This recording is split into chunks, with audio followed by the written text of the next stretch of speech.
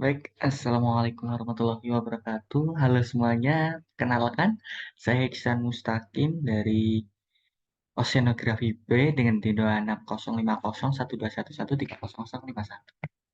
Jadi untuk kali ini saya akan sedikit men-sharing pengetahuan saya mengenai persamaan hidrodinamika sederhana satu dimensi. Nah, baik teman-teman, persamaan hidrodinamika satu dimensi itu berasal dari dua persamaan. Yang pertama, persamaan momentum. Ini yaitu UT ditambah UX tambah GZX sama dengan disipasi plus gaya luar. Terus yang kedua ada persamaan kontinuitas, di mana HUX tambah ZT sama dengan 0. Yang dimana kita kalau mengintegrasikannya dengan yang namanya kedalaman rata-rata istilahnya, atau bisa dibilang kecepatan U adalah kecepatan yang dirata-ratakan terhadap kedalaman. Kenapa dirata-ratakan? Karena ada lambang ininya, lambangnya. Jadi kalau kita integrasikan, maka persamaannya menjadi seperti ini. 1/H integral Z banding min D U kali Z dz. Di mana zeta itu adalah elevasi muka airnya, yang di mana ini yang di tengah-tengah yaitu adalah MSL. Sedangkan yang di bawahnya D adalah kedalaman aktual.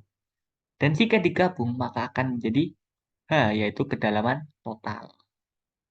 Ya, mungkin gitu aja. Lanjut ke slide selanjutnya, yaitu nih, untuk persamaan gerak, suku nonlinear gaya disipasi dan gaya luar diabaikan. Kenapa? Karena kita akan menyederhanakan ini. Persamaan UX, GX, dan disipasi plus gaya luarnya kita akan sederhanakan. Maka disederhanakan nanti hasilnya ini seperti ini. UT GX GZX sama dengan 0. Karena suku nonlinear yaitu U kali UX itu adalah suku nonlinear, maka dihilangkan. Lihat disipasi dan gaya luar otomatis kalau hilang akan menjadi 0. Sedangkan untuk persamaan kontinuitas masih tetap. Nah, ketika sudah dapat penyederhanaannya, maka kita jadikan seperti persamaan gelombang di mana FTT sama dengan I kuadrat kali Fx. Ini seperti itu. Kemudian di sini kan kenapa? Kalau kita ubah jadi do U per do T sama dengan min G per do T zeta sama do T X. Mungkin ini kasusnya seperti ini teman-teman. Itu dimana kita kan misal ini adalah garis satu dan ini adalah garis dua dan ini adalah nilai zetanya Z. Z.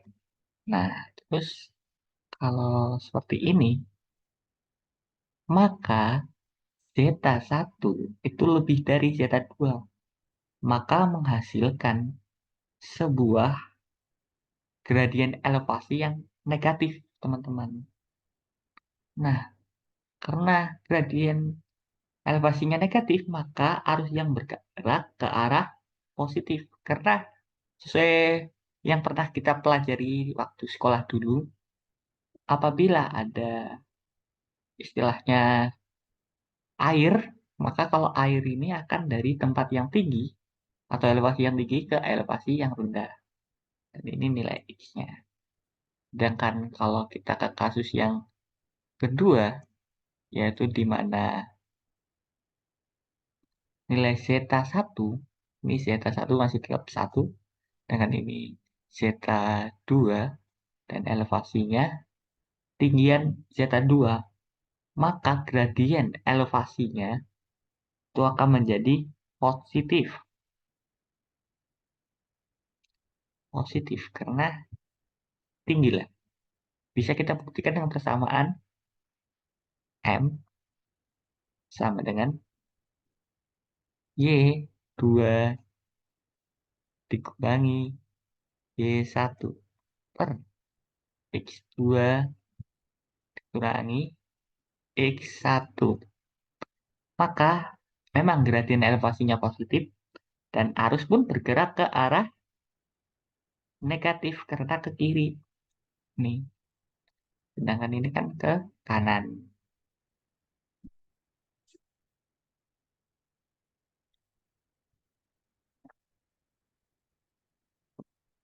Ya, negatif menghasilkan arus yang bergerak ke arah X positif. Sedangkan gradien elevasi positif menghasilkan arus yang bergerak ke arah X negatif. Oke, lanjut. Nah, ini untuk kasus yang ketiga, di mana nilai dari elevasi itu kayak gini, sama istilahnya, elevasi satu sama elevasi 2. Maka, karena tidak ada perubahan istilahnya, tidak ada perubahan gradien elevasi, maka di sini akan jadi nol. Dan ini juga pasti nol.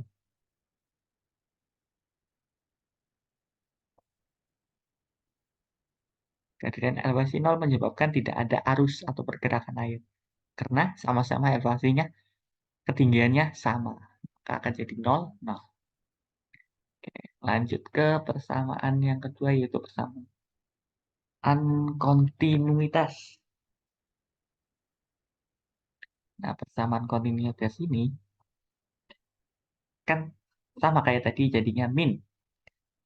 Jadi kalau persamaan kontinuitas kan jadinya istilahnya ini U, sini U.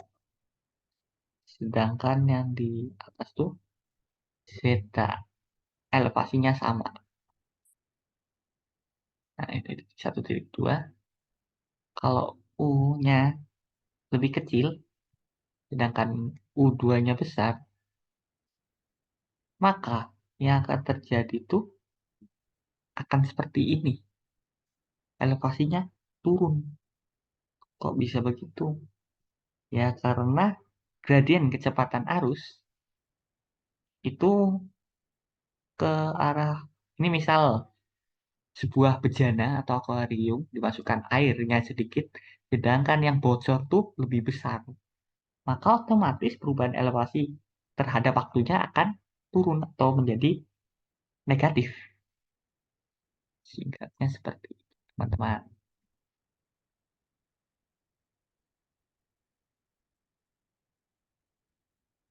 Tuh, gradien.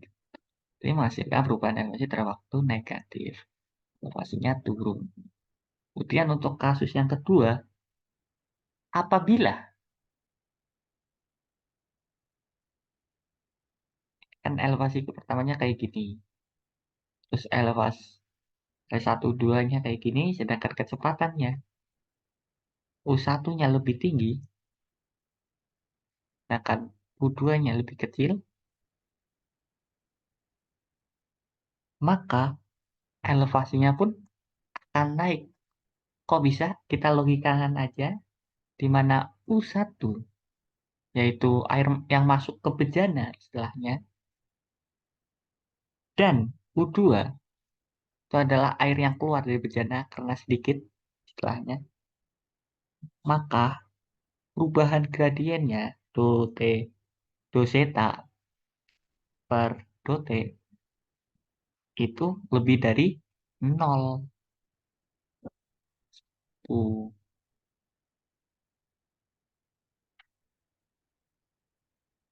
Nah, gradien kecepatan arusnya negatif menghasilkan perubahan elevasi terhadap waktu positif. Seperti itu. Lanjut ke kasus yang terakhir, yaitu di mana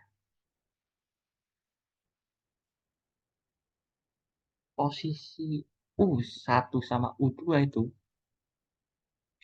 atau kecepatannya itu sama U2 tuh sama, elevasinya sama, sama pusat ukur kecepatan itu sama juga. Maka tetap ibaratnya teman-teman tuh, ya yang masuk itu satu, yang keluar pun satu. Yang masuk satu keluar satu, sedangkan tidak ada perubahan elevasi, maka jadinya masih sama aja kayak kondisi yang lalu. Jadi U1 sama dengan U2 itu kan tidak ada perubahan istilahnya. Do U per do X-nya itu sama dengan nol. Dan otomatis kalau do U per do X-nya nol, maka do Z per do T sama dengan nol. Jadi tidak ada perubahan elevasi.